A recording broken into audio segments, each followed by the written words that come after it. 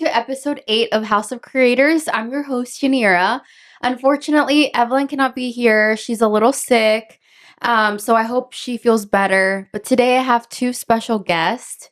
We have my husband, Frankie. Do you want to introduce yourself? Hi, everybody. This is Frankie, Yanira's husband. First time being on the podcast, so really excited for this episode. Thank you for bringing me on. Yeah, you're usually behind the camera, so now you're in front of the camera because you're like our tech person. Like you help with the sound and you help putting us all together before we start the podcast. So I hope you enjoy being in front of the camera. Yeah, it's my first time because I'm used to just looking at you guys all the time. And now it's just like, oh, I'm in front of the camera. Does it feel awkward? A little bit. I'm not really used to being in front of the camera and stuff like that. But yeah, I'll be fine, I think so. Hopefully we warm you up. So, and my second guest is my dog. So he might come in and out. He's a golden doodle. Maybe I'll post a picture here, but he's how old is he? Like 4? Yeah, he's 4.5. 4.5. He's gonna be 5.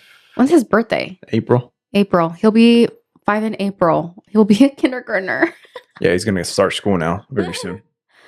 Anyway, we're gonna kick this off by going through our highs and lows of the week. So typically what we do here is we usually tell our audience like how our week has been, and you tell like a high or a low. So, or both, if you have both. Let's talk about what we're drinking. You're drinking an Alani. Do you want to do ASMR and like open it up? Yeah, so I'm drinking an Alani. This is the pink slush flavor. Do you like that one? It's my favorite. I think I like it better than the, what is it, orange? I like the orange one. Yeah. I feel like this pink, or the, what is it called? This one? Yeah. Pink slush. I feel like that pink plush? Slush. It's a little too sweet for me. But you like it. All right. Let's open it up. Sorry, you guys, my dog. My turn. I'm just kidding. And I'm drinking a tea. This is a loose leaf tea. We got this when we went to California. It was like a local little shop. Yeah, it was like really cute. Shop. I think they also like shipped from what they mentioned. So if we run out, I guess we could probably like order. Yeah, I feel like tea for me lasts me a long time if it's loose leaf. So I think I'm like halfway through this one already. Which one is that one? Is that the apple pie? I don't think I've had that one. I have the other one though. Do you want to try it? I'm gonna try it. It's really good. It tastes like ponche. Oh yeah, it does. It does taste like ponche. And like the texture of it looks like ponche. Yeah, it's like red. And like orangey red. So this tea, I guess I'll order more then. We'll put the like link, or not the link, the website right here once I find it, or like their Instagram. So if you guys want to try some, if you guys want to try like some ponche tea, this is it. Like they're the best. And they had other good stuff too. I remember the one that we had. I don't remember what it was. Was it the matcha? Oh yeah, that was really good. They're known for their matchas. That one was pretty good too. And then also they had, I brought back 2 loose leaf teas.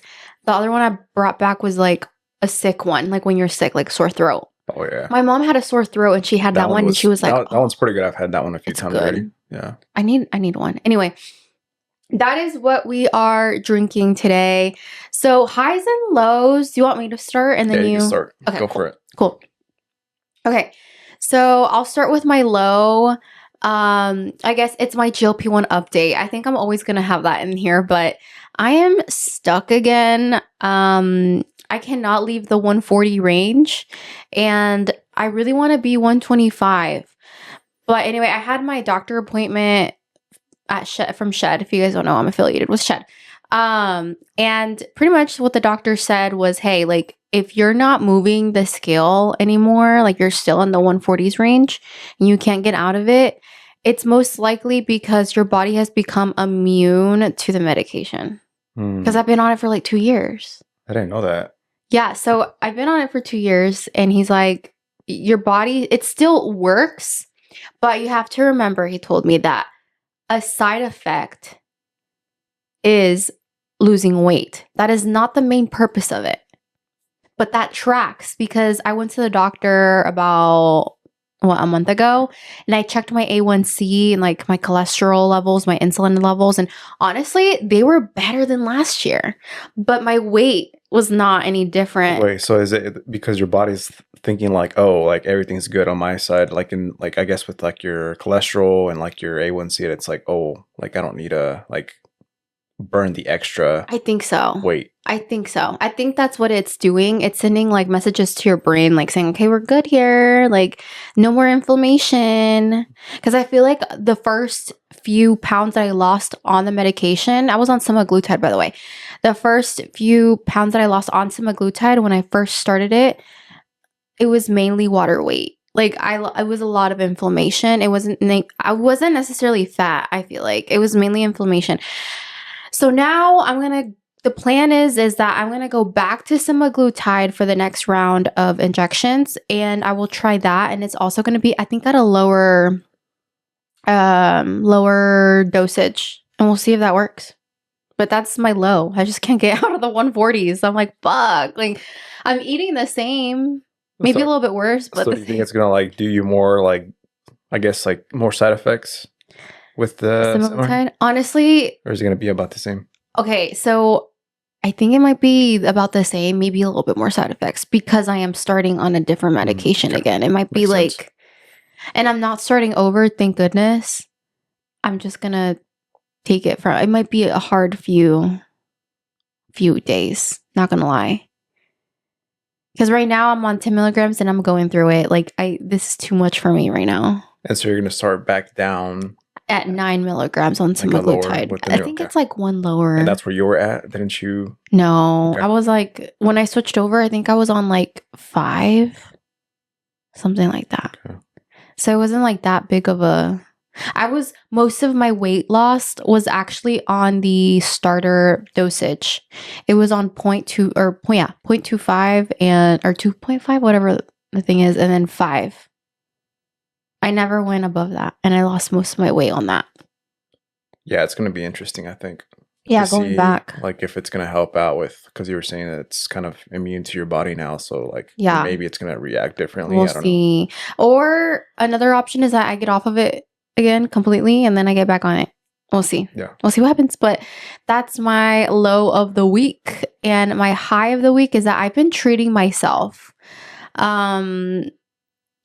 My birthday's coming up, and also I will have a couple of announcements to make here in a few months of something big that happened in my life, and I'm just really grateful for it. So it's been in the making for a while, and now it's finally coming to fruition. And so I decided to treat myself, and I got Botox, and I've always had Botox though, so that was like nothing new. And I got cheek injections for the very first time. Like, you can see them; they're on me right They now. look really good. You think so? Yeah, they do. They're a little swollen. Oh, they're a little swollen right now, but it's okay. I like it. You do? Okay. This might be something we continue then. But As long as it doesn't break the bank, so. it kind of did. Not gonna lie, it was quite a bit. But here's the thing: when it comes to Botox, I actually budget it. And okay, I might sound crazy, but I budget Botox as if it was a health issue. Like, it's in our budget, but you don't even know it. So it's almost like a skincare kind of like Yes. thing that you have to do. It's like going to the dermatologist. That's how I classify it, because it means so much to me. I've been on I've had Botox since I was 23, I think, or 24, 23, I think. Yeah. And I've always had it, and no wrinkles, you guys. There's no permanent wrinkles on my face. And I'm almost your face 30. looks good. Yeah. So to me, it's like a non-negotiable. And the reason why I think it's a non-negotiable is because a lot of people use their HSA money for it. So I'm like, then why the heck am I not gonna Yeah, and that's another save thing. up I didn't for know it? that. Like you could use it with your HSA. You can use it.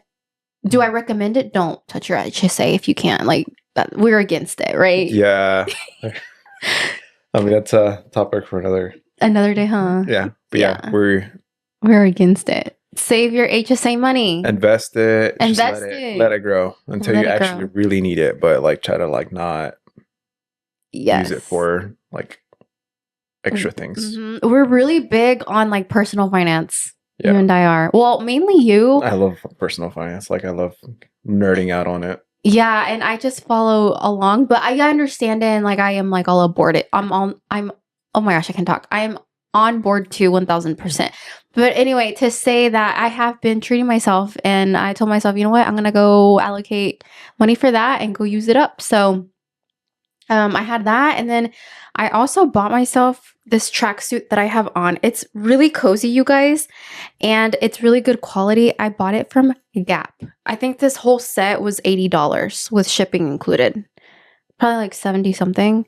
That's not bad. It's not bad for a good Yeah. quality. It's so It looks good soft. quality too. It's so soft, and I have been wanting to, and it's cold outside today. I took out the Uggs, you guys. I have them right here. I think it's so cold already. And being on a GLP-1, dude, you get so fucking cold. You get so cold more than normal. Are you experiencing that? No, I haven't experienced yet. No, not yet. I wonder if it's until you lose weight. Maybe, but we'll see. Like so far, nothing. Really? Yeah. Oh I still feel like normal. I just kind of feel like I get hot, and I'm like, oh. Oh no, dude. You know how women get hot flashes? Well, I get cold flashes. Like I literally shiver. And it's like a cold que no aguanto. Like I need to put on like, even if it's summer, I have to take a jacket wherever with me or like a little sweater. No aguantaba. This summer was the worst summer like with that symptom. That's like a symptom I don't like because I can't enjoy like cute outfits that it's like shorts. I never even wore shorts this summer. I mean, I did, but like not out to places. Not really. Because I was always so cold. So even if it's like 90 degrees outside, you still feel like outside, or like if you're like inside, like in a house, that's if like I'm with inside, the AC. Yeah. Okay. If there's like a switch and change of degrees, I feel it worse. Like yesterday, I was at my mom's house. Y yo le dije, Mike, me traes la cobija. Let me go. And then she didn't. She forgot about it. And I was so pissed. I went to go get it myself from her closet. And I came out and I was like, bro, I am shivering. And so anyway, this tracksuit came in clutch because I wear this like around the house like all day, and this keeps me comfy and warm. And I like sweats during the winter too. Like when it's cold, like they come in clutch. Yeah, because it gets cold here in Arkansas. And it's like, especially when it starts like snowing. Yeah. Oh, it's easy to just throw on. Oh my God. Anyway, I bought another one of these. I bought a brown one, and then I bought one from Old Navy, and I'm not sure how I feel about the Old Navy quality versus this one. The Old Navy one was like, I think $10 more cheaper in total. So it was probably like $60 or 70. And you said you got this one at Old Navy? No, this one was Gap. Oh, Gap. Gap. But I think they're like similar because I think they're like the same. But I like both of them. I do like too. Old Navy, like their clothes is. You need to check out Gap for men. Like if you like sweats, you need to probably get yourself a pair. Bought something from there, so I need to probably check it out. It's so good, you guys. Like check it out. And then they also have petite sizes. I don't think this one's petite, but anyway, that is my highs and lows. I've been treating myself a lot more. And I know like we'll get into this in a minute, but you are unemployed right now. And I've talked about this on the podcast. You've been unemployed for the past? It's been 3 months. 3 months. I've been pretty good at saving us money. Like I don't buy anything. And then this time I'm like, it's my freaking birthday. And then I have this thing that I'm working on that came into fruition. It's my time to buy something. No, I think you deserve it. I think so too, dude. I can't wait to tell them like later on what I've been working on and what's coming up. Yeah, but a lot of good stuff that you're doing. So yeah. Anyway, your turn. Yeah. I guess I could start with my low. I mean, same thing, kind of like how you mentioned right now, just kind of the unemployment, just kind of going through, just trying to figure out like my schedule and things like that. So just kind of getting a routine. I think that's one of my lows. It's not really a low, but that's it. And then I would say a high, I got a little bit more interviews, a little bit more traction. That's good. Yeah. That's really good. So that's something. That's one of my highs. But yeah, that's kind of where I'm at. So let's talk a little bit about why you're unemployed, because I think a lot of people are probably questioning like, Okay, it's been 3 months. Like, why doesn't he have a job yet? There's so many jobs out there.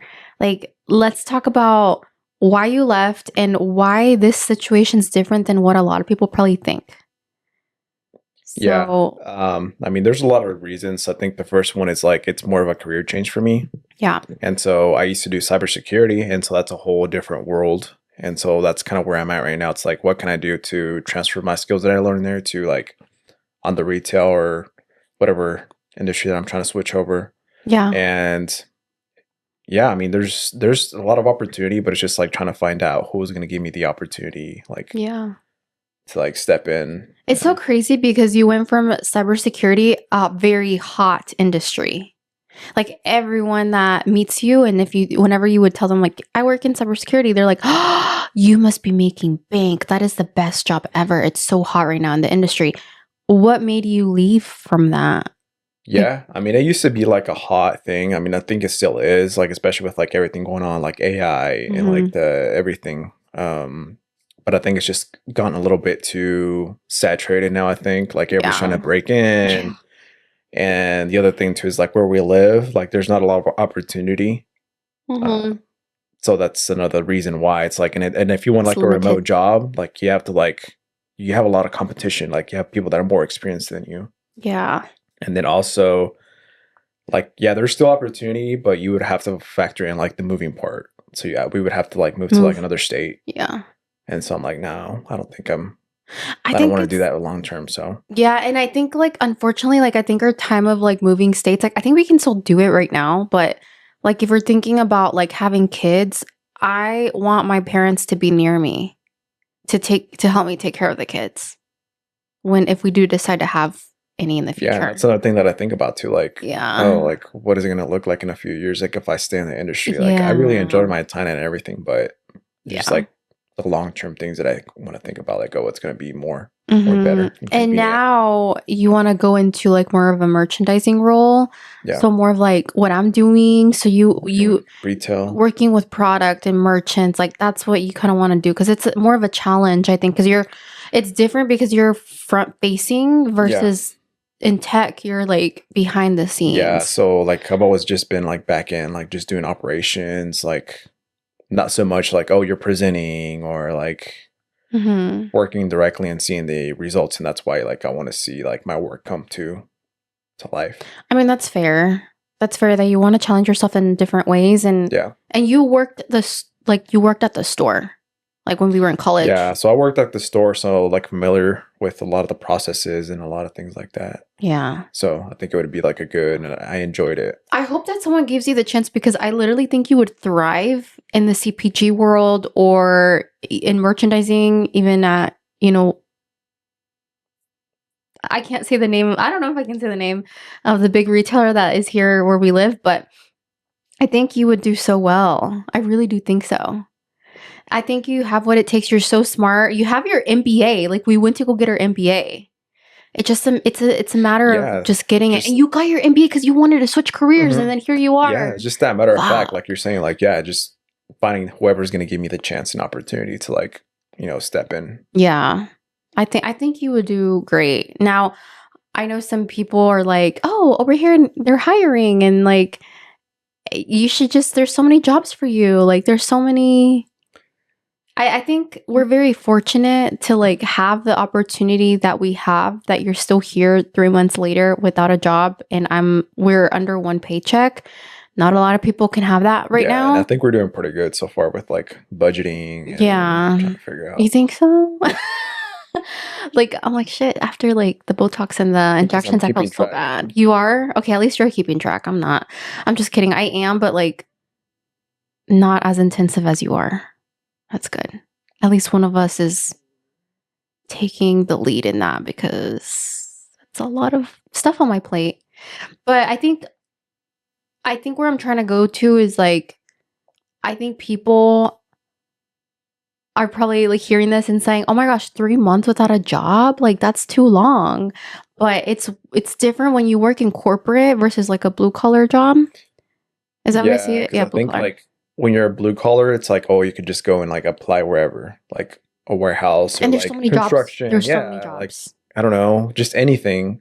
And when you're like more like corporate, white collar, it's more of like what's going to align with my career path. Like what kind of Strategy. yeah, strategizing, what kind of skill sets are going to transfer over. It's more of like that kind of And thing. I think blue collar jobs, like people that work in blue collar, I mean, they do the same thing. Like they have to also strategize. I suggest everyone to strategize, whether what industry you work in. But I think it's like there's more blue collar jobs that are open, that are more easy to get to in a way. And over here, it's like you have to go through the whole Yeah, it's process. like Yeah. a whole interview, like meet the whole Oh, team, like do all these assessments. yeah. And making sure that it like aligns with what you want to do long term. Like Like it's just culture different. fit, like it's just the whole deal. It's very different. Yeah. Cause Yeah. I've met some people that they're like even some of my friends are like, oh, well, over here they're hiring. And I'm like, yeah, but you can't take it. Cause then you go interview at corporations and then they'll be like, why are you over here? Like they'll want to know, why are you over here? Yeah, I mean that's some of the stuff that they try to figure out. So you Um, kind of have to be like, they interrogate. yeah, like you have to know how to like answer, like Mm-hmm. and be like kind of like smart about it. Like, oh, Yeah, it's hard. yeah, It's really yeah, hard. it gets tricky. But we're here and we're doing pretty good. So I think that's what matters is that we're still like, Yeah. and you're still going, you're not giving up. Especially with the holidays right now, it's like, fuck, Yeah, not right the now. right timing. Yeah, right now it's kind of like gonna suck because yeah, like how you mentioned, like it's just the holidays. So like hiring is gonna slow down a little bit. People are gonna go on vacation. So Mm-hmm. trying to get those to go through that scheduled stuff is gonna be Yeah. a little bit Hopefully pushback. the new year brings you more Yeah. opportunities if you Yeah. don't get Still gotta anything right keep now. going But at it. you are waiting on a few, so we'll see what happens. Yep. Anyway, so that technically your high is your low, right? I guess you could say, yeah. Yeah, I mean, that's that's all I okay. got going on right now. So Yeah, I feel that. But you've been really helpful though, like around the house, and you have been very helpful with like my social media stuff. You've been like helping me, like you're like almost like my assistant right yeah. now, which I is think it's great. yeah, trying to help out. Yeah, because I think that would also be beneficial too. Like for me, like just kind of like it's a new skill set in a way too. Yeah, it's a new world. You haven't really tapped Yeah. into like you haven't gone full into social media, or you hadn't been at least we can say Yeah. until now. And I've been learning too about like the other UGC, whatever it's called. UGC. Yeah. Rates and like, cause I never like And knew having a anything about that. profile. Like, Yeah, yeah. because your That's what, resume for social media is different than your work one. so It's that's another different. thing that I learned that I didn't know about Yeah. with helping you out. So, And how to set your own yeah. like rates and stuff, and how to talk to brands, and yeah. That's a good skill to have. It's different. It's definitely different than But it's beneficial though. Like, I think it's, I think so too. I think so too. So I think that will lead us to the next topic, which is we're going to focus on being a first gen here in this country. Our parents are from Mexico. They're actually from Guanajuato. yeah, we're actually from the same place, just But different yours is like areas. opposite side of the map of Yeah, the I think state. my place is more like west and yours is more like southeast in a Yeah. way, right? Southeast. I'm literally like 45 minutes away from Morelia. If you guys know where Morelia is at. It is about 45 minutes. And then there's another place called like what is it called? Marabatío. Marabatío. I'm What's like Michoacán? 20 minutes away from that. Yeah, I'm on the border of Michoacán. I'm the same way too. But you're on We're the like opposite. there's only like a lake that separates us and it's like literally like across that too. Oh. Yeah. I didn't know that. Interesting. But anyway, yeah, our parents were from Guanajuato. My parents came here my dad was here in the 70s, I think. And then my mom came my dad was here in the 80s. No, wait, was it? Wait, so your dad came here first and then your mom? Yeah. My dad was like 12 or 13 when he came here. And then my mom was 22, I think. So they were already married, right? When your mom came over? When my mom came over, she was married. And obviously my dad wasn't. He was a teenager, or a preteen. And my dad came to California, and then my mom went to California too. I need to do a story time with them. Honestly, I need to bring them on, and Yeah, we you can do a should. story time. I think that would be Because the way things were back then was different. Like, Yeah. my mom was really scared and terrified to go through like immigration and all that. And she's like, yeah, it was actually super easy. Like, they just asked me a few questions and we got Yeah, and I through. bet, And like in the 80s, it was like just a whole different like ball game with like crossing. yeah. Like, it was less like scary and like less like intense. Yeah. Well, they passed because it was like the Reagan Mhm. administration that passed like the bill that people could come here if they had already worked here. And so my mom was already here, and so she's like, okay, well, it'll be I guess a easy. And she didn't know any English. So she was literally, my dad went to go get her, and he was like, okay, let's go. I'm here for you. Let's go. And she's like, what? We're going to go to the US? What the heck? Oh wow. And so then she learned Spanish, and she like started remembering and like starting practicing like questions that they might ask her at the border. Mm. She knew nothing, and she like whipped it out, and like Wow. that's how she came. But your parents came in the 2000s? 90s. Yeah, so my dad was already here. He came a few times, like contracted, like in a Mhm. visa, and then yeah, he was already here though, and then he brought us over. It was just me and my mom that came, And then your siblings were here and then or born my here. siblings were born here. That's crazy. That's a story for another time, like you said, because I think these stories are what makes us us. And I Yeah. think it's so important to like, how do you say it? It's so important to acknowledge our parents' stories. And so I challenge you, if you're listening, find out how your parents got here. What were their stories? Like, did they go to California? Did they come to Arkansas? Did they go to Texas? Like, where were they? Yeah. And your And parents came straight here in Illinois. And your dad was no, my working dad was actually in Oregon, Oregon. and I think already had an uncle here in Arkansas. And he told my dad like, hey, like there's a lot of like jobs here, like you should give it a shot. And And so he he came. came down here, Yeah. and then that's whenever he told my mom like, hey, like I'm gonna bring you guys over here. That's actually a similar story with my mom and my dad. So- They came here because someone told them, oh, there's chicken factories. And they're like, oh, this might be better to be working Yeah, and it was the inside. same way too with my dad, because I think over there they're working like in fields, Fields, yeah. and like here was just like factories, like more like Yeah. so. My parents, they lived in Santa Maria, California, Santa Maria. That's where they lived, and they worked in the strawberry fields. My mom was like pregnant, like really pregnant, and still Mhm. working on the strawberry fields. And then she had my brother, and then I think they were living a double life. Like they were going back to Mexico, back to California. And my mom was like, I can't live like this.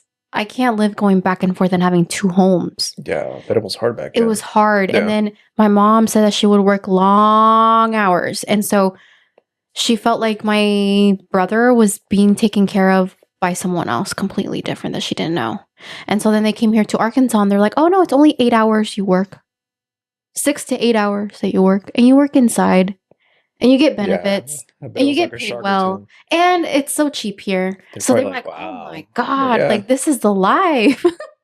But I feel like a lot of people that come from California, they think that way because it's Yeah. different.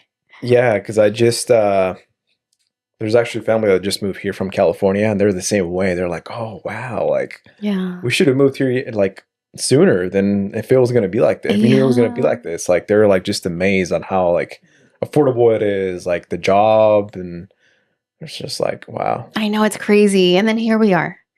But anyway, so you and I, we met when we were in college. We went to NWAC, both of us. Yep. Let's talk about how we ended up at NWAC. I guess I could start. Yeah. So how did you end up there? Like what made you decide like NWAC was gonna be the best choice for me? Honestly, I didn't want to go to NWAC. I felt like so I had scholarships, you guys, and I had enough money to go to like, I wanted to go to UCA or Tech, Arkansas, or go outside of the state. And I wanted to live on my own. I felt like it was needed because I wanted to explore living on my own. I've never lived on my own, but being first gen,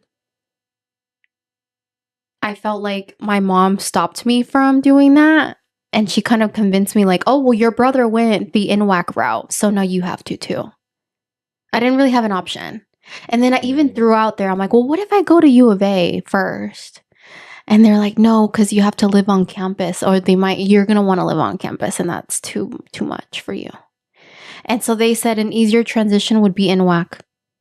So sometimes I feel like our parents can sometimes be like our biggest like setbacks in life sometimes. Yeah, I don't know that. how you feel about that, but I feel it a lot. Yeah, because I feel like since they don't really know, I guess it's more, I don't know if it's like more of the survival mode that they're Probably. in, that they're like, oh, like they feel like everything's gonna like, it's more of like protecting us. Like, I don't want them to Yeah. like get hurt or like, I don't know.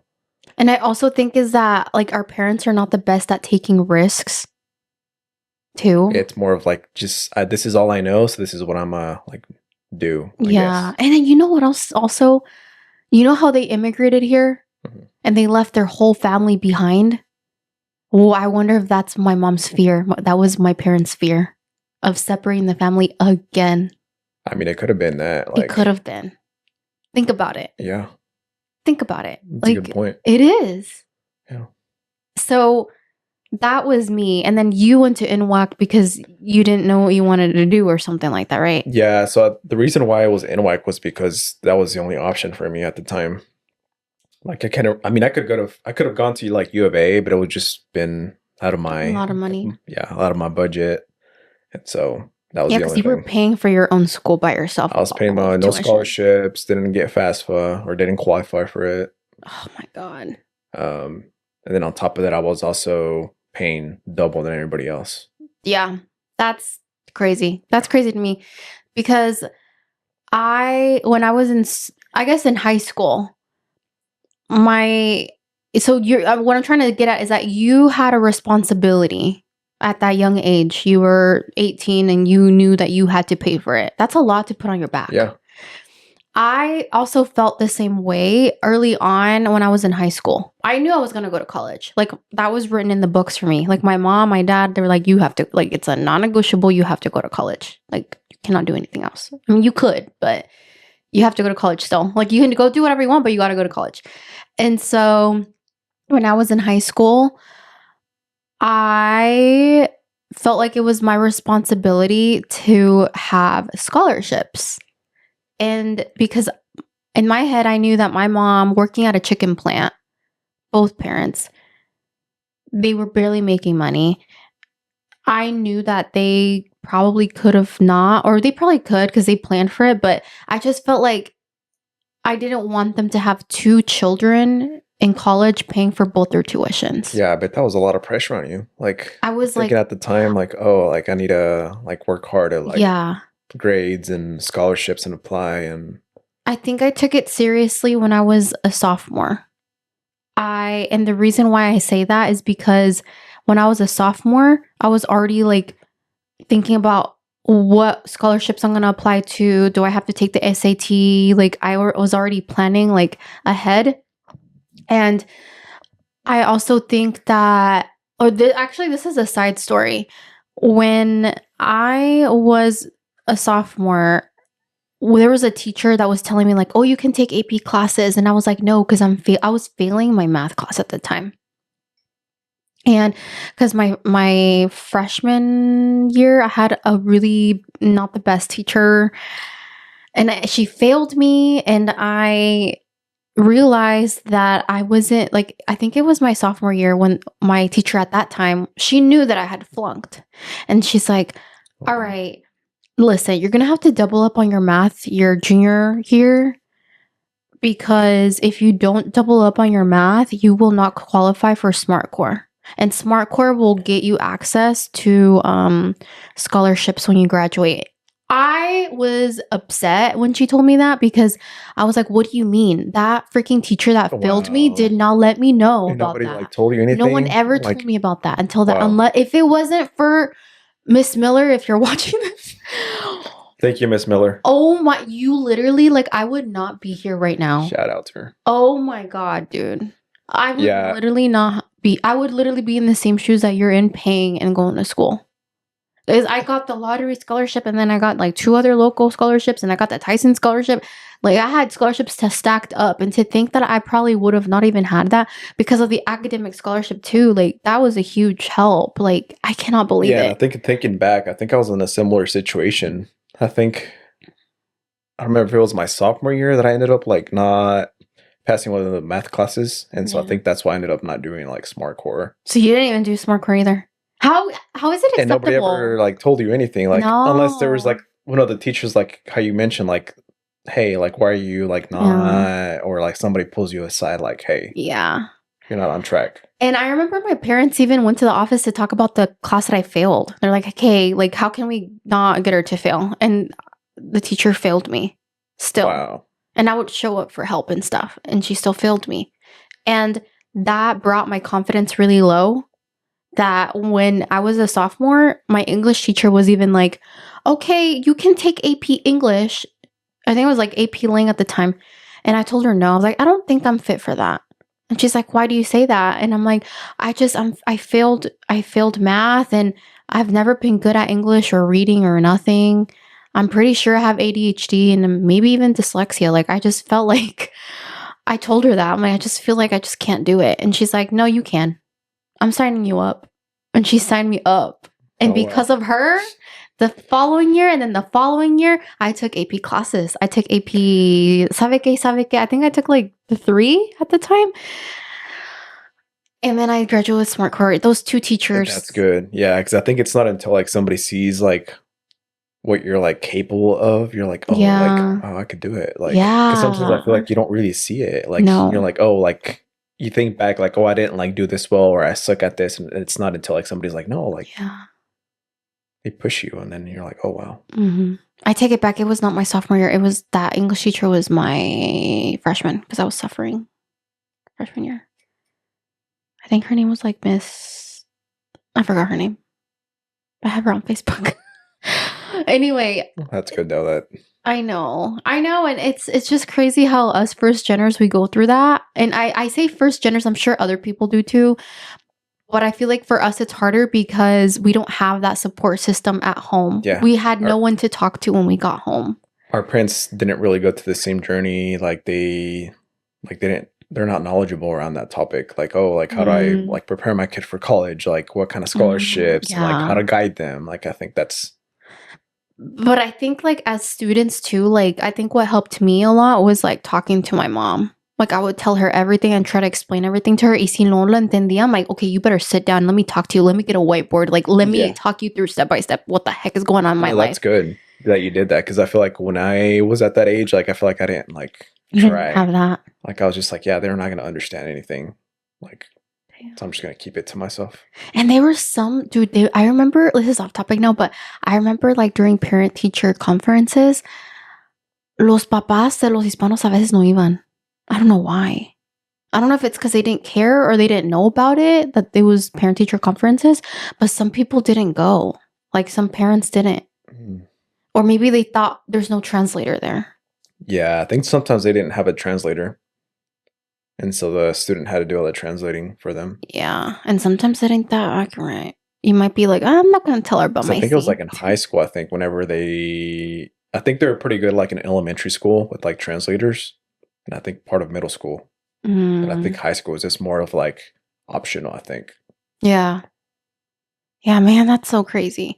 Because I feel like even I don't know if you went through this, but talking back about like going back to the topic about teachers, I still remember that like we go through a lot as first gen because my first language was Spanish. And I guess I keep saying Spanish, but I mean, the reason why I say Spanish is because my mom homeschooled me for pre-K So was it more like and it was in Spanish. She homeschooled me. so was it part of like the district or was it like a different No, program? it was a different program. And I think it still exists. It's called a hippie program. Okay. I think I heard of. And how it works is that you're like a counselor and like a teacher come to your house once a week or wait, once a month? I can't remember. Was it the one where they like send you stuff, like Mhm. books and things like every week or month or whatever it Yeah. was? Because And I think so my mom really wanted me to do that because she felt like it was very important for me to master Spanish first.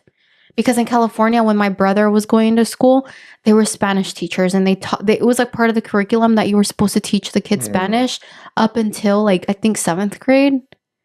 Because, or no, not 7th grade. Oh my God, I'm so sorry. Like when they're like age 7 or 8. Because when you're at age 7 or 8, that's when you swallow or like, and this I read it because I minored in Spanish at U of A. It was part of my study.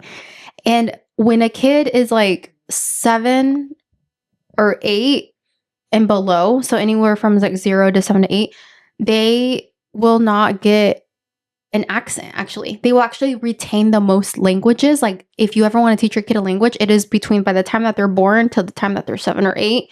Well, they will literally be trilingual, bilingual, quadlingual if you wanted it. And so Yeah. that's why California, it was a law. And so when we came here, my mom thought that it was so odd that it was like, I mean, it's the Bible Belt, it's South, like it's Arkansas. So my mom was like, no, we're gonna homeschool you, and you're barely 4. It's fine. I'll homeschool you. And so that's what we did. So that's pretty interesting though, because I didn't know about that, like about the ages. Like, oh, if you're like at this certain age, like you're gonna have an accent. It wasn't Yeah. until you told me. Yeah. That's why anyone that like, I think it's like when they're like 9 or 10, you develop even a slight one. You still like, it's just like, it's statistically proven that most likely, not all the time, but most likely you will. So yeah, that's anyway. I got to kindergarten, first grade, so like K through 5, I think. I noticed that I think here in the South, a lot of people immigrated during the 90s and the 2000s.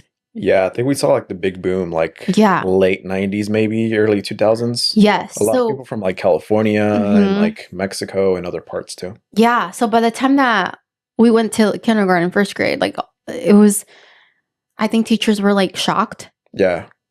And I remember some teachers were not very nice. They would tell, I remember getting in trouble for talking in Spanish to another classmate. Mind you, again, Spanish was my first language and I felt comfortable in it. And I think I was asking her where the bathroom was at or something like that. And the teacher automatically put me in timeout. Wow. She put me in timeout, and I will never forget that because that really hurt me. And I went home and cried. And I didn't want to tell my mom because I'm like, my mom wants me to now learn English. So this is the normal. I have to obey the teacher. Yeah, and I think at that time or at that age, I think we like faced a lot of pressure, like, oh, we need to learn English, we need to learn English. Because that's how I felt too. Whenever I got here from Mexico, I started kindergarten. It was just like I didn't know anything. Yeah. And everybody already knew English, like Hispanic kids that were like my age. Mm-hmm. And then I think one time it was like a conference or something that my mom had with the teacher when somebody was translating. And she told her like, hey, if my kid like says this is what he means. It was like baño. Like my baño means like restroom. Baño, yeah. So if he tells you like, hey, baño, that means that he wants to go to the restroom and things that. It was Miss Rose. I don't know if you remember Miss Rose. Yeah, she was so sweet. Shout out to her. So I had Miss Jorman. she I was like- loved Miss Jorman. yeah, she was a really good teacher. I remember. Oh, when I was like, I think it was like second grade or like third grade. I can't remember. But I remember that my reading was like not the best because again, juggling 2 languages. And I remember that they would classify children if they didn't know English perfectly by like age 2. They'd be like, no, he's going to stay behind. Yeah, and I think that's another thing I remember too. seeing a lot of people flunk because of that. And now looking back as an adult, I was like, wow, that was kind of like almost like segregation in a way. It's like, oh, if you're like Hispanic or like this descent, we're gonna put you here. And if you don't pass the test, like then you're gonna be like here. Were you in ESL? Yeah, I was. I think I was until like 5th or 6th grade. Me too. 6th grade maybe. I think mine was like middle school también when I got out, or high school. And you had to take like all these tests every like year, and if you score like a 4 or 5 or something, like they would like take you out of it. Even if you scored like 1-3 in one little tiny section, you're still in. But I heard that schools got paid for that. And that's why they made everyone take it, whether they were in ESL classes or not. Because I always wondered, I'm like, I'm not in ESL classes. I never was. I think I was like maybe in elementary, but then I got out of it. And then I was like, why am I still taking these tests? I don't know. It's kind of weird. Looking back, I'm like, wow. Like, I know. And honestly though, I hope that it's a lot better now. And I think it might be. I think it most likely is. Like I feel like there's more like resources and like just better like programs with that. Yeah. Because if you think about it, like at that time, I mean, I just said it earlier, teachers were probably like in shock and didn't know how to like navigate. And there was no like there's probably no standardized Yeah, like a resource, like a no. process, like, hey, this is what we need to do. Like versus like California, what's been going on for like Yeah. years, Years. like Yeah. with dealing with that. So they already had like a good like Mhm. standard. Yeah, and then the population was a lot Yeah, there's a lot bigger. more like Hispanics and more like diverse. Yeah. Yeah, and then here we got here and it's like, Yeah. "Whoa." Well, I hope it's a lot better now. Learn from us, from our stories, please, if you're listening. If you work for the school district, I think these are stories that have not really been told, but I know most of us. I know, like, literally almost everyone that I talk to that's my age, I know we've gone through it. Yeah. Like, we remember things. So I think it's good because with our kids in the next generation to come, we will know what to do as parents, like what to stick up to them and to tell our children, like, it's okay. Like, if you speak another language, treat everyone the same, stick up for other kids. Like, I will teach my kid that Oh for yeah, sure. And I think for sure. a lot of people will, given what we had lived through. So, Mhm. but now let's talk about a little bit more about college, being first gen. Do you want to go first? How was your experience? Like, Well, I'm talking about like when I went to U of A, when I transferred. Um, it was a culture shock when I'm not gonna lie. Like, I was the only Hispanic in most of my classes, so that was a little sad. But I don't know. I felt like pretty good at U of A. People treated me with a lot of respect, like the students at that time, and I didn't have like I didn't have close friends though, because we started at NWAC and then transferred. That's another like negative thing that I didn't like. But I felt like I had support from my parents to go to school and like and all that. So I felt like it was a pretty good experience at U of A. but what did you expect? Like when you first like were gonna transfer over from NYC, like did you expect anything different? Or like, No, I knew it was going to be a big school, yeah. but I was scared that people were going to see me different or they were going to treat me different because it's U of A. And like I heard like there's frats and there's people that are really wealthy and then there's, like people from Texas. And I'm like, I don't know how Texans are. Like, Yeah, I guess that was like a similar experience for me. Since like you said, we were first gen, we were oh, yeah. What I was going to say though? Bridging the gap between like a college, a 2-year college to a 4-year college, there was no bridging the gap, you guys. We had to bridge it ourselves.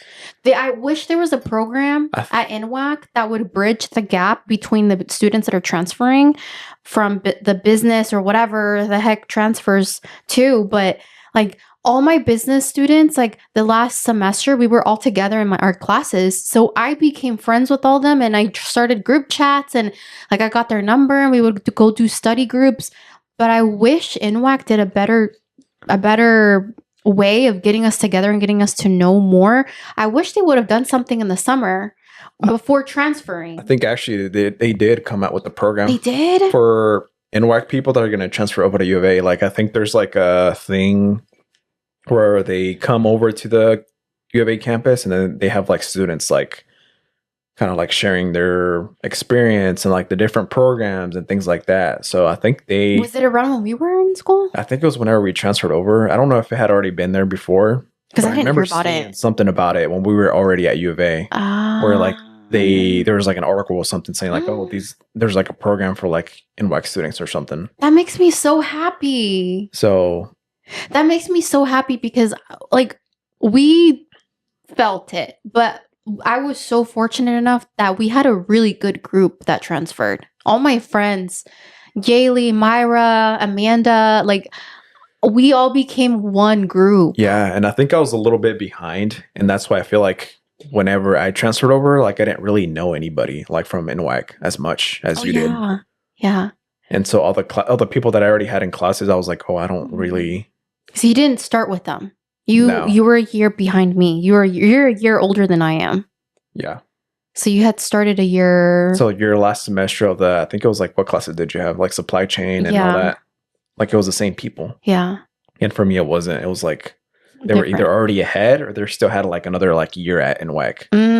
So See, there we go. Oh, that makes me so happy. You know what? I might reach out to that program and see if there's any way that we can help, or if we can, like, I don't know, like go to their events or something like that. Because I think having that bridge there is so yeah, important. That I think when kids are discovering what to do or where to go, and they want to start at NWAC. NWAC is a great school, you guys. I it love is. NWAC. It is. I do not regret it. I think what I regret is not having like the independence of going to another school or the choice. But I loved NWAC. It was a very nice community, very small, very Yeah, close. pretty supportive. I would say like the counselors and everybody's like they kind of like set you up to kind of like Succeed. succeed, and like the professors are really good. Yeah. Like they had worked in the industry, and so they're pretty good. I think in my I've opinion. never had not one bad professor. I don't think I did either. I never had not one bad professor. Now at U of A, I don't even think maybe one, but not really. I think all my professors actually have been so great. I've had a way better experience at colleges than my own high school and elementary. It's probably the same thing for me. Like I feel like I had a better experience at like NWAC than I actually did in high school. Yeah, me too. And Me U of A. too. Oh my gosh. Anyway, I think as first geners, yeah, we go through a lot. Like we have to keep in mind finances. We have to keep in mind like what are we gonna do? Where are we gonna go? Like it's a lot to carry. Yeah, it is. Because we're like the first ones kind of like paving the path. Like our parents didn't know about like financing and like budgeting, like different things like that. Some parents don't. My parents, I'm gonna have to give my parents a little credit there though. They knew that I was gonna go to college and my brother was gonna go to college. And so they didn't give me a 15. They bought me a good car for high school. And because they knew, they're like, okay, that high school car is going to be your college car. So we're going to get you a good one. And then they bought me a laptop, I think in high school. And they're like, okay, that's going to get you through college. It got me like halfway, but it's okay. But I think they knew what was coming. And my mom always told me, por eso nunca tuve tantos hijos, porque I needed to make sure that I can afford 2 people going to college and getting them started with their lives as adults. That's really good. I know. Yeah, because I feel like, like how you said, like a lot of parents don't think about those No, things. Like, they we're don't. going to spend it on a 15. Or like, El bautizo. yeah. And it's like, La confirmación. I think their priorities there are not like straight. It's like they don't think about like how am I going to set my kid up for success in the long term, like financially, like where I don't know, whatever it may be, like having a good plan for them. Yeah, because if it wasn't for my parents, dude, like fuck, like I know I had scholarships and I had extra money and cash, but my mom always gave me money. My mom gave me her debit card and said, "Here you go, use it." She gave me that trust. That's good. And I knew I couldn't let her down because I'm like, dude, you have given me so much to see me succeed and I cannot let you down right now. So she gave me that opportunity. And she would tell me, go get your eyebrows done. Go get your nails done. You took care of your scholarships and you paid for your own tuition. Now let me take care of you. I'm like, oh my God, I love my mom. I'm going to cry. That's really good that they were really supportive. They were, but I understand that because not everyone's story was like that. Yours was not like that. You had to take care of your own tuition. And I mean, for me, it was I had to like work 2 jobs when I first started NWAC, and then I had to like work full time the rest of U of A because that was my situation. No scholarships, had to pay everything out of pocket, and then like I mentioned earlier too, like my situation. Yeah, and then you couldn't get internships. Yeah, and so I had to stay back because I was like, well, if I get an internship or like I quit my job, like I'm not gonna have a way to like actually pay for school for tuition. Yeah, I see. Again, like since my parents took care of like a lot of the finances, I mean, they didn't want me working. I did go behind their back and I was like, I'm going to go get a part-time job at Tuesday morning. That was my first job. And then because I knew that was going to give me an internship. And so I did that behind their back and I showed up one day and I was like, oh, I got a job. I know you didn't want me to, but I got a job. Because they were always like school first. But how do you want me to succeed if I don't have a job? How do you want me to get that first step out of school? Like, how am I going to get that internship? So I did that for a couple months. I had a friend that gave me the job. And so I did that. And then I got my first internship. And then I had another internship. And I remember that the friends I had at that time were telling me that because they had worked at retail for like ever. They had worked in retail for like all of the 4 years or almost all of the 4 years that we've been in school. And I remember them telling me, almost putting me down. They were like, well, because we worked in retail for so many years, companies want to see loyalty. And you don't have that. You only have internships that were like 3 months, 6 months. And that I remember that hurting me a lot because I'm like, oh my gosh, I think I'm doing it wrong. When you are first gen, you have a lot of self-doubt because you don't know what Yeah. the right way is. I You didn't don't. have someone to help me navigate. I mean, I had my older brother, but I wasn't that like close to him, and like he had done another route than I did. Like I studied marketing and I went another route. And so when I got to that point of we were about to graduate, I was like, oh my God, I'm not gonna get a job. But plot twist. This is how powerful internships are. And I hope everyone listening that has a kid, that's a mother, or that if you're someone in college, get an internship. Get an internship. Get a paid one or get a non-paid one, whatever. But get an internship. That was so key. Like I wouldn't be where I am today if it wasn't for internships. I never had any difficulty finding a job in corporate because of my internships. Like that kickstarted my career. Yeah, and that's really important, I think, because I think with my situation, like that's one of the things that I regret not doing when I was in college. Like I wish I have at least one internship. I think that would have set me up for Yeah. success in my career where I wanted to go. Yeah, I think so too. I even think that like even right now that you're looking, like I think that would have if you would have had like some kind of merchandising internship or something like that, you would have been in. And Yeah. my friends too, like I think my friends like at that time that were in college with me, I think they thought that because they're also first gen. And I think being first gen, you see your parents giving that loyalty to a company. They worked in chicken plants forever, right? All their lives here. And so they don't take chances when it comes to work and they think of loyalty coming first. And I Yeah. think that's why my friends were thinking that way. And it's more about too that we our parents are more like, oh, work hard Mm-hmm. and you'll get where you want to go, or like, I don't know. Yeah. Like, but it's not like that. You have to like think. No. And I think that was your issue, that you didn't want to take that risk and that setback because you knew you were going to get a pay cut. Yeah. I knew what I had to do, but at the time it's just like how you said, like it was more of the risk. Like, oh, like what if I can't pay for tuition, or like, Yeah. I don't know. But And you didn't want any debt, no. not even a little bit. And that's Or one of the things asking too. for help from your parents. And that's one of the things that I wish if I could go back, like I would have done it. Like even if I had to take out a loan, like I don't know, even for a semester. like, yeah, for like 5K, 10K, I don't know, whatever it may be, but it's like, you know, it would have paid off in the long run. I Yeah. would have like got that money back. Like it was, Mhm. so I think like your head was in the right space. I think like your intention was, it was. It was just the but risk. Like the I didn't risk. know, like the unknown. and you I didn't guess have a guide. no. I think if you maybe had a mentor, maybe even get a mentor when And you're that's in school. another thing too. Yeah, that I kind of looking back, I was like, yeah, that's kind of like important. I wish I would have had somebody that's already like in the industry, like in corporate, or like even if it was like a professor or something. I don't know. I think for anyone listening to this, whether you're in corporate or not, or you're doing some kind of other industry, I think it's so important to find, like, to go job shadow and to find a mentor, Yeah, I because think these it is people will important. guide you wherever the heck you want to go. You want to go be a hairdresser? Find yourself someone that you look up to. You want to go do nails? Find someone that you want to go do corporate, do the same thing. Like, if you want to go do construction and maybe own your own company one day, find someone that's already doing Yeah. that will help you along the way. Yeah, because they've already gone through the ropes, and so they kind of already know what to expect, and they kind of like are able to like guide you. Like, Yeah. hey, you should maybe do this to consider that. I don't know, just give you Yeah. advice on, Yeah. instead of just trying to figure everything out by yourself. But see, as first gen, we didn't have that. Yeah. If we didn't, unfortunately, it's just like that. And then we get to work. We get into corporate.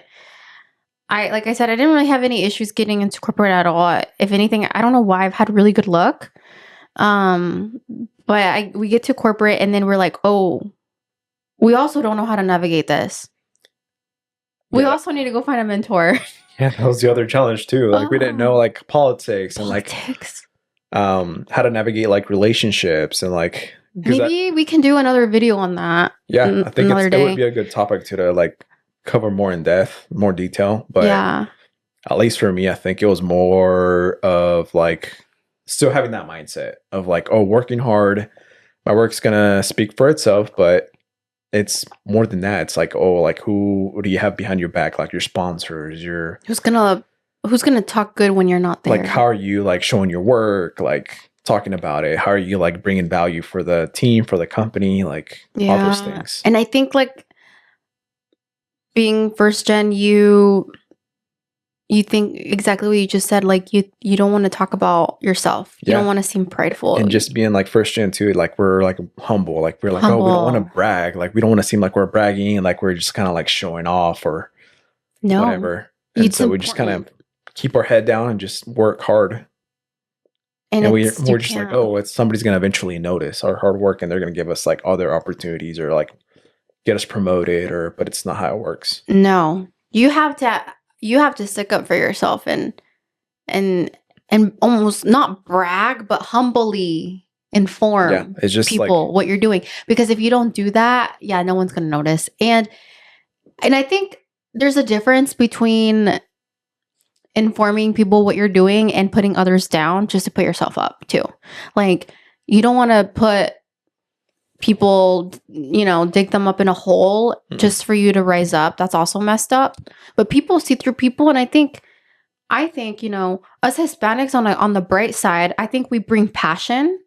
We bring like what's it called? Culture. We bring different perspectives, Yep. different ways of thinking. Like that's a huge advantage that we have as Hispanics in the workforce. dependability, Yeah. a lot of things. Work ethic. Yeah, work ethic. I think we're great. Is there anything else you want to talk about on the work side? I think we covered most of it. Covered it. I don't know if you want to talk about your experience on how it was when you. I don't know. I cruised. Like I can't lie and say, I think where I did struggle was just finding a mentor and finding an advocate. Yeah, I do work now for a smaller company, and so it's like harder.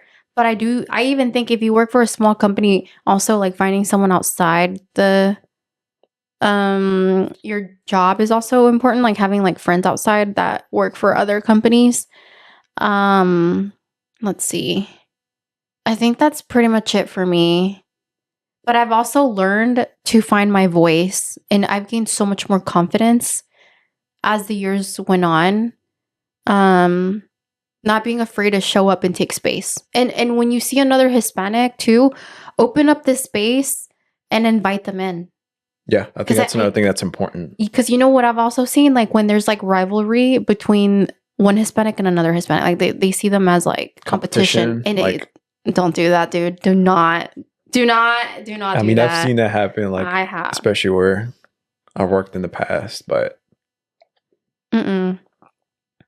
I will, and you guys need to remember that like you don't know who you're gonna work for next. It could be them. Yeah, that's another thing to consider. Yeah, like you never know. You never know who you're gonna work for next or who you're gonna work with next. So treat everyone with respect, and that will get you the golden ticket. But I think that's it. Yeah. Okay. Now we're gonna talk about content creation real quick.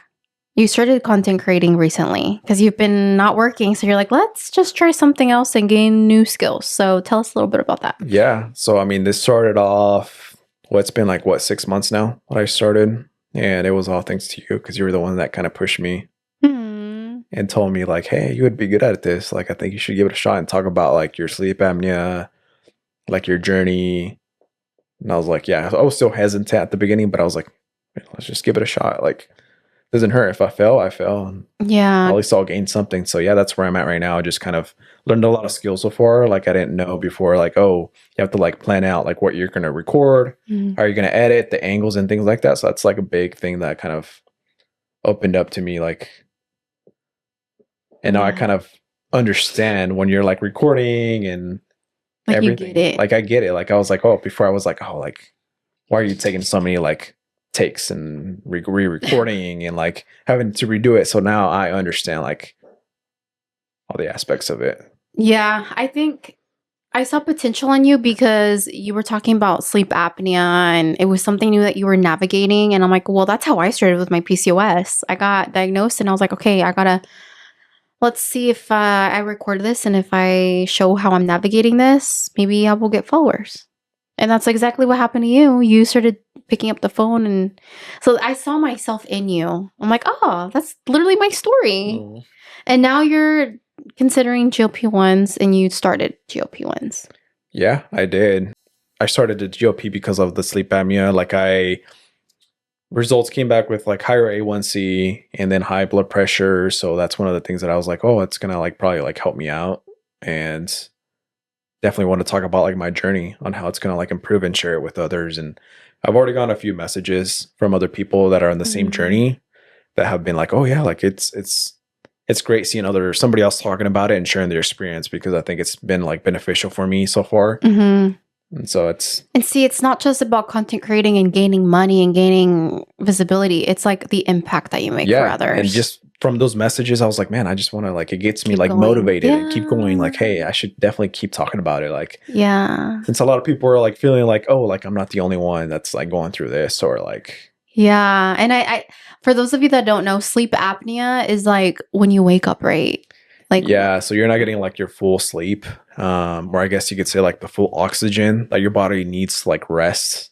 And that's when snoring comes in play. Like if you snore a lot, like most likely it indicates that you most likely have like sleep apnea. So that's a little scary because it just to think about like you could possibly like not even wake up one day.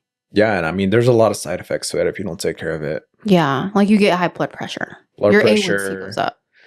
Your energy levels, fogginess, like all these things. Okay, so that's really cool that you started your GLP-1 journey. I'm really proud of you. That's really good. I knew you were gonna do good and you were gonna take off, and I'm glad that you're learning new skills. So that's great. Yeah, thank you. And yeah, I mean you're partnered up with Shed too. Yep, that's a good partnership. All thanks to you. So you're still motivating me to being my cheerleader and still learning from you. Yeah. So. And I knew Shed was going to be it for you because I'm like, well, I've had great experiences with Shed. Like as an influencer, but also as a patient and a customer. I love it. Yeah, and I think I've had a good experience so far. Like they're up to date, like giving you updates, like are you getting your water intake in? Like things like that. Like I think it's really good. It's so good. They literally text you everything that you need to know. And you know everything where everything is at. I love it. It's good. We will put our codes down here in case you're interested. If you ever want to start a GLP-1, if you have PCOS, I take it for my PCOS, and you take it for your sleep apnea and your A1C, and your blood pressure. It's all good for that. So link is down below. You can check us out on TikTok too. All right. So your FYP. What is on your FYP? So for me, a lot of stuff that I keep seeing is like the big thing with like AI music. Yeah. One specific song, like the Iron song. Oh yeah, the Iron. Yeah. Yeah. So that one supposedly got banned from Spotify or got taken down because it was like AI or something. What? Like it was like a whole deal going on. I didn't even know it was AI. I mean, me neither until I was like, oh, like people kept talking about it. And then, yeah, I think with that, there's probably going to be a lot of like AI, like a big trend with like AI music, like being created. Because supposedly there's like AI bands on Spotify. Really? That look legit. I didn't know that. Because it does like, it's kind of like creepy because most of us didn't know that the I Run song was AI. That's kind of creepy that we've come to that point where we can't tell. And I think it's okay to have like AI generate music, but I think they need to call it out. Like, hey, this is AI generated. And that's where I think there needs to be going to be a more, laws. How do you say it? Regulation on stuff like that. Because I think, yeah, like you said, we probably need to like on Spotify, like, oh, it's AI generated content or something like how they do with like TikTok. Yeah, like we need to know. Mm-hmm. We need to know. I think it's very important because there's going to be a time where we literally do not know the difference between like what we see and what we hear. And even with like videos nowadays, I don't know if you've seen some of them. Yeah. With Sora and all that. Like it's like, they look legit. It's like an AI, kind of like ChatGPT. Oh, but it does videos? AI. Yeah, it does videos. What? Wow. I didn't know that. It does kind of creep me out a little bit. But I didn't know until I saw that, like the TikTok videos of the I Run, I Run, I Run. And that was actually a good song. Like, come on. I wanted it on my Spotify. It's still on TikTok, and then I think on Spotify people are re-uploading it, but like with different like instrumentals. Like it sounds like different. Yeah, no, I wanted the original. I like the original. Like, it was a good song. Like, God damn it. Like, come on. But yeah, that's been on my thing. And then like, of course, like with song meshes, like how they're meshing like different songs together. Like I think that's another trend that we're seeing. You had told me earlier that they're mixing cumbia and norteñas now with AI. Which one's one? I think there's one right now that's trending. That's like Duranguense with like, I don't know if the singer's like pop or rap. Ah. I don't know if you heard it. I think I showed it to you. I don't remember which one it is. But it's Duranguense with AI. But it's like regular American music, but right? It's an actual song though, the Duranguense. Yeah. It's an actual beat. But the vocal, I don't know if it's like AI. But it's like it sounds like a pop or rap culture artist. That's interesting. Wow. Okay, well now you know. If you hear anything that's Duranguense or something like that, and it has English right attached to it, it might be AI. I didn't know that. But what's on your FYP? My FYP is like this Miss Mexico controversy. Like who actually won? Like, did she actually win? Is it fair? Was it rigid? Yeah, it's like a whole controversy right now. What do you think? And don't lie, because I know you. For me, I mean, knowing that she like walked out and made headlines. Yeah, it was like a whole big thing. I was like, well, what a coincidence that they just like gave it to her.